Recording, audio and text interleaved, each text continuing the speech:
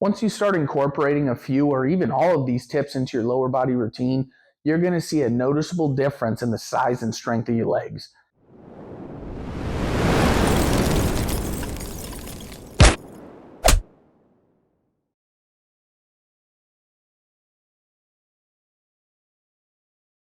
What's up, everybody? Today I'm going to be covering some of the most underutilized techniques for adding size and strength to your legs and glutes. Once I started incorporating these techniques, I had noticeable differences in the size and strength of my legs pretty much immediately. I tried to focus on less common tips in this video since everyone's heard of the increased frequency, progressive overload, all the good stuff with the basics that are still good to follow, but you hear them over and over again. So hopefully you learned something new from these tips and start noticing some new gains in your lower body, because not everyone has hours on end to spend in the gym. So some of these tips should definitely help you be a bit more efficient with your time on your leg days. So let's get into it. The first tip we're going to cover is improving your heavy compound exercise set variety. All over the gym, you see drop sets, negatives, 21s, pull sets, plenty of other variations for standard upper body exercises, even on accessory leg movements like leg extensions and leg curls. But I know I rarely see people doing these set variations on barbell squats or other heavier compound leg exercises. Everyone comes into the gym and wants to load up as much weight as possible on the squat rack and work through a limited range of motion in the move and just pushing as much weight as you can week in and week out. But how often do you see someone doing high bar, full range, eccentric squats with decent weight? Not too often, I'm betting. This periodization of exercise formats provides crazy growth stimulus by forcing your legs to adapt to training that it's just not used to. I'd highly suggest adding in at least one of these variations for each set of barbell squats or other heavy compound leg lifts in every leg training session, and you'll see some crazy strength and size gains very quickly. Set varieties such as eccentrics, which you can see here on a barbell squat, focuses on a 4 to 8 second negative or eccentric portion of the lift, then driving up through the concentric portion. These are slightly different than negative reps, since negative sets are usually associated with a weight that you can barely handle the concentric motion and need a spot to get through the upper portion of the rep. 21s are another awesome variation that are usually just associated with bicep curls, but you can use this format for any exercise, especially as a nice finisher to feel that pump in your lower body at the end of a workout. Using that same format of 7 reps at the bottom half, 7 reps at the top half, and 7 reps of the full range, as you can see here for barbell squats, your legs are going to be on fire and forced to grow very fast. Even switching over to another compound lift like leg press, we can use some set variety of 1.5 reps, where you will perform the full eccentric portion of the exercise, half of the concentric, back down to full range at the bottom, and then drive through the full concentric portion for a single rep like you see here for leg press. Run through a full set or two of 1.5 reps for another great burn and finisher to your legs. Or another variety to try out is pull sets. So many people only perform standard sets with a small rest period at the top of the exercise. Now take that rest period away and you have non-stop tension on your muscles throughout the entire set, where we're going to stay in the 10 to 90% range of a full rep without resting, and your legs are just going to be on fire and stimulate a ton of size and strength growth. Keep in mind, for a lot of these set varieties, you're going to need to drop the weight a little for the proper execution. So ditch that ego, focus on maximizing your size and strength gains. Once you start getting comfortable with a lot of these set varieties, you can even start incorporating multiple versions into a single set, such as a drop set of eccentric barbell squats straight into 1.5 reps like you see here. Putting these movements back to back on a drop set will really help you through any plateaus you may be having on your big compound lifts. Or combos of pause reps on a barbell squat straight into a drop set of pulses to failure. And it helps you push through any plateaus you may be hitting, and it really forces your body to grow and adapt to a brand new stimulus that's completely new.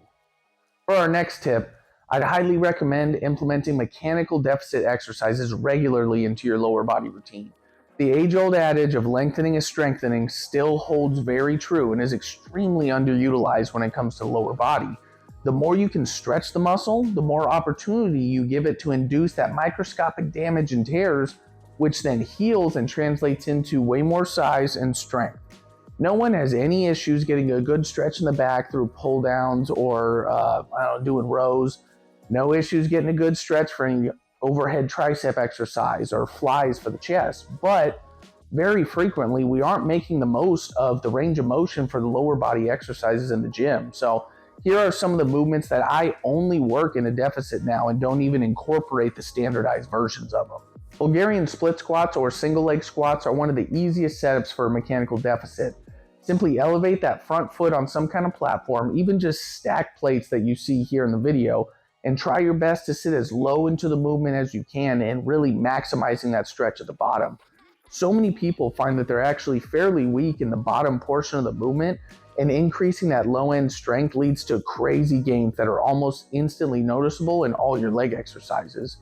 One of my absolute favorite deficit exercises is a barbell reverse lunge. Very similar to our split squats, elevate that front leg by stacking some plates like you see here, control that eccentric portion of your knee, and sit deep into that movement. I work these in at least every other week for my leg routine, and I am just ridiculously sore every time I do these. No matter how many times I work them into my routine, I'm always sore after doing these suckers. Another exercise that I only perform in a deficit now are barbell RDLs or stiff leg deadlifts. Reaching down for that extra stretch in the bottom portion of the movement like you see here, especially on eccentric sets, just blows up my hamstring and glutes, especially if you're reducing rest periods at the top of the movement with some kind of pull set variation. This one may take a bit of time to work into, especially if you currently can't touch your toes comfortably, but improving that strength and flexibility in the posterior chain is going to help you in essentially every physical aspect of your life, and limiting that range of motion to just touching the floor really limits the maximum benefits that you get from this crucial exercise. Just ensure you continue to drive those hips straight behind you and try to maintain a brace core for protecting that back through the entire movement as you start to work further and further down into the stretch for the deficit. Start to get creative with any other deficit movements like a hex bar deadlift or a plat squat. Just tons of possibilities when you start selecting and modifying exercises to really maximize that stretch at the bottom of the movement. That extra 3 or 4 inches really makes a huge difference. This training method really has two major benefits, one being the increased hypertrophy and strength of the muscles, the second being a great way to kind of bulletproof your lower body to injuries. Once I started using this exercise tactic regularly in my lower body routine, a lot of small aches and pains in my knees and hips started to disappear once you force your body to improve its strength in these lengthened positions. Try incorporating some of these deficit exercises, and I guarantee you'll feel a new kind of sore if it's a new movement pattern for you. People with some of the strongest and most impressive hamstrings are great at Nordic curls. You rarely see these being done in the gym, let alone properly performed, just because it's such a high difficulty movement to perform correctly. It is really crazy to see how weak some of the strongest squatters can be in Nordics. That outer portion of your hamstring or biceps femoris is often under-targeted during compound exercises, depending on your foot placement and any inherent muscular imbalances you may have in your lower body. Even though Nordics can be extremely difficult and a bit cumbersome to set up without the specific machines, especially without a partner, don't avoid them, since there is a replacement exercise that can directly target these muscles that I call the ISO leg curl. Now, I know this is going in direct contrast of our last tip for maximizing the stretching and lengthening of your muscles, but for this exercise, you'll need to find the lying hamstring curl machine as opposed to the seated one. I'll explain to you why that's the case here shortly. Be prepared when first trying this exercise out. It's very important to start with the lower weight to ensure you're truly isolating that outer hamstring sweep. While lying on the pad, there are two setup and movement cues to focus on. The first being driving your hips into the pad and not letting them move at all throughout the movement. To help you do this, the second cue is to think about flexing your glutes as hard as you can to remove them from the exercise completely, so that it's only your knee flexion that is now moving the weight, like you see here. Pre-flex your glutes, drive it into the pad. In the seated leg curl position, while you are getting more of a stretch on your hamstrings as a whole, it is very difficult to remove your glutes from the equation by pre-flexing them, since they're in a lengthened state. Think about stretching out your chest and then trying to flex it, much harder than if you're in a actually contracted or shortened state trying to flex your chest. In the lying position, it's much easier to isolate your glutes, or I should say take them out of the equation, which is why we prefer to perform this movement for the Nordic analog on the lying machine variation. Just as any other exercise, drive through the concentric portion, nice and controlled through the eccentric. The ridiculous burn and pump you get on the outer sweep of your hamstrings will just be completely new. I found that I was very weak in this movement pattern since I rarely performed Nordics. They were hard to do and I always avoided them. But once I started incorporating these, all of my major lower body lift numbers increased, and I just noticed a nice new pop in the side of my hamstrings. If you only have access to a seated hamstring curl machine, what you can also do, you can still try to pre-flex your glutes, but instead take your toes and point them outward as much as you can, because that outward sweep is kind of responsible for that outward turn of your legs at the top. So if you only have a seated machine available, don't want to set up your Nordics, or you can't do them, just try to focus on really pointing those toes out as far as you can as you curl your legs down into it. The last tip that we're going to cover in this video is including some type of weighted lateral or mobility work into your lower body routine. All the time you hear people pushing through a shoulder injury on bench day. That's no problem for me, but as soon as someone gets a little knee pain or their hips, no way they can squat that day, they start avoiding it week in and week out. So anytime I have some small aches and pains in my lower body, starting out a warm up with some of these weighted mobility exercises warms up my joints real well, and the more frequently you tend to use these, the less and less you'll have those general aches and pains. So here's a few of my favorite movements that I generally include in a quick leg day warm up. So we're going to start this one off with a goblet deep Cossack squat. Now a typical Cossack squat generally keeps both feet planted on the ground, but in order to sit deep into that almost single leg squat position, we're actually going to rotate the off-weight foot up to the sky, as you see here in the video, as we sit laterally down into the movement. Same as usual, nice and controlled descent on the eccentric and drive through the concentric. This movement really loosens up the hips and promotes solid strength and mobility in that weak position, while also targeting the frequently neglected lateral strength and stability that you have to develop in that lower body. Next, we're going to focus on the posterior chain and spine mobility and force application through a weak position. Now, keeping your back straight and core braced through heavy compound lifts is always a must, but we frequently neglect to work any intentionally rounded back loading movements into our routines. This is again coming from a place of putting your body into a weak position and building strength there.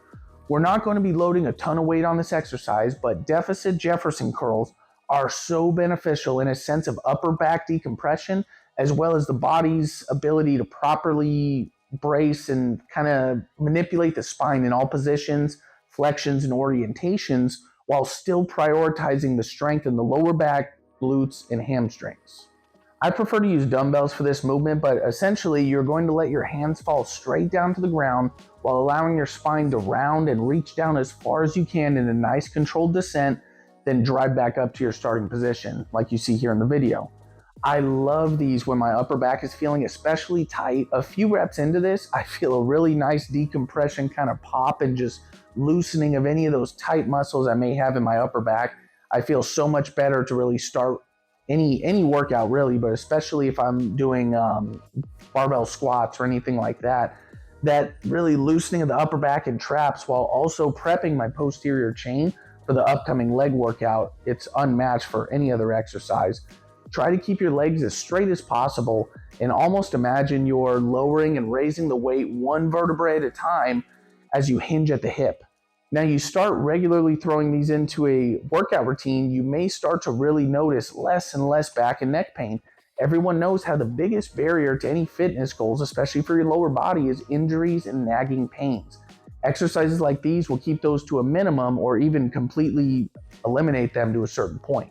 We're going to cover a very simple movement but rarely used, and that's just a resisted backwards walk. If you have a hip mill at your disposal, like we have here, it makes it very easy to kind of crank up the resistance to 5 or 6 and get a solid minute of resisted backwards walk to get that lower body ready and kind of get used to that movement pattern. It's so often underutilized unless you're actively playing some kind of sport, but is crucial to keeping those nagging injuries, especially at the knee, at bay and even enhancing that stability right around your knee in heavier compound lifts. If you don't have a hip mill, you can also do backward sled drags or even just band resistance backward walk like you see here. Take 3-4 steps back, bring it forward. So you just need something to where you have some kind of resistance providing that reverse driving force. And there are tons of other weighted mobility exercises to add into your regular routine, such as some like overhead squats, SOTS presses, and even some kind of weighted duck walk if you'd like to. Find some of your favorite and ensure you're throwing at least one of these exercises into every lower body workout as either a few quick warm-up sets or something towards the end of your workout, but make sure you're getting them in to improve that joint stability and strength in those weak positions to both improve your overall heavy compound lift numbers as well as reducing or even completely eliminating those nagging pains and injuries or the possibility of them kind of popping up for you in the future. Once you start incorporating a few or even all of these tips into your lower body routine, you're going to see a noticeable difference in the size and strength of your legs. Even hopefully noticing much less those annoying small aches and pains that frequently pop up around the hips and knees. These really translate into bigger squat numbers, deadlifts, any heavy compound leg work, and can even just throw some new variety and fun into your training to keep things a little fresh. So I hope some of these tips helped bring your training up to the next level, and I hope you learned something new today that'll help you out. We'll see you next time. Peace out.